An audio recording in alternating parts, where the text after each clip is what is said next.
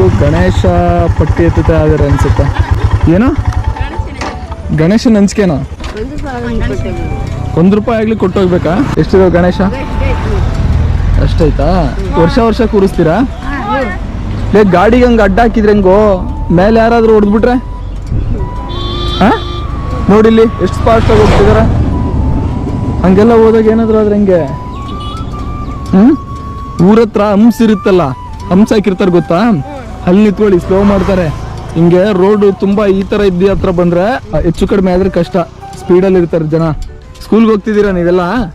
ಎಲ್ಲಿ? ಉಜ್ಜನೆಗ? ನೀನು? ಕೊಟ್ಟೂರ. ಏನ್ ಓದ್ತಿದ್ಯಾ? First PUC ಕ್ಲಾಸಾ? 8ನೇ ಕ್ಲಾಸಾ? ನೀನು? 8. ಎಷ್ಟಾಯ್ತು ಕಲೆಕ್ಷನ್? ₹1,000 ಆಗೈತಾ? ಮತ್ ಸಾಕಲ್ಲ ಗಣೇಶನ್ಗೆ? ಡೆಕೋರೇಷನ್ ಬೇರೆ ಬೇಕಾ?